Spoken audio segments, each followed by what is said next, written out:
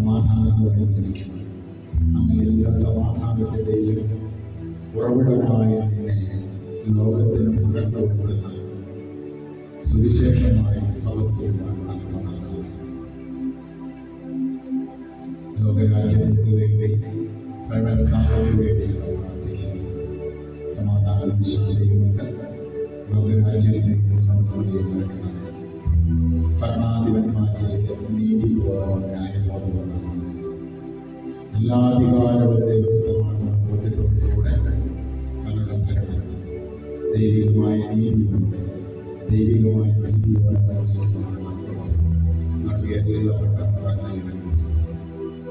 ഞങ്ങളുടെ മാതൃരാജ്യത്തിന് വേണ്ടി ഞങ്ങൾ വേണ്ടി പ്രാർത്ഥിക്കുന്നു.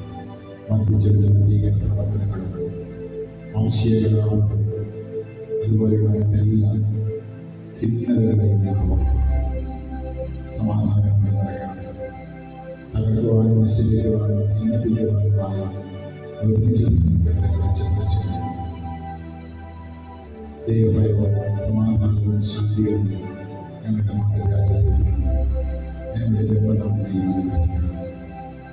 ഞങ്ങളുടെ ഭവനങ്ങളെ ഞങ്ങൾ സംസാരിക്കുന്നു. ദൈവികമായ സമാധാനത്തിൽ ഞങ്ങളുടെ എന്ന് നിലനിൽക്കുവാനുള്ള ഞങ്ങളുടെ ഭവനങ്ങളെ സമാധാനത്തിൻ്റെ ആശ്വാസത്തിൻ്റെ രാജാവാണ്.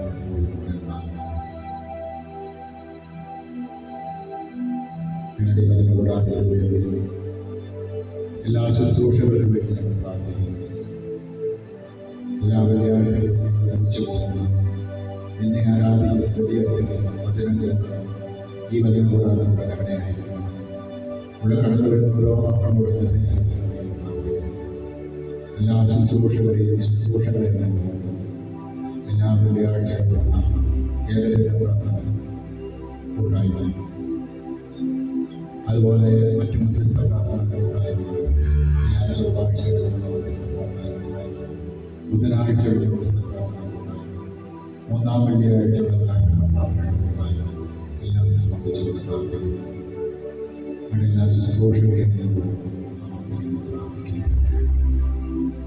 ഇന്നേ ദിവസത്താണ് ശുശ്രൂഷകൾ നേതൃത്വം നൽകിയാൽ പ്രത്യേകമായി സമർപ്പിച്ചുകൊണ്ട് പ്രാർത്ഥിക്കുന്നു.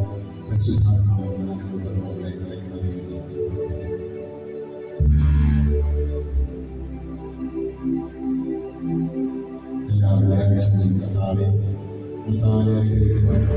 ആവശ്യമായ കൂട്ടങ്ങളും കുടുംബത്തെ സംബന്ധിച്ച് പ്രാർത്ഥിക്കുന്നു. ഇവിടെ എല്ലാ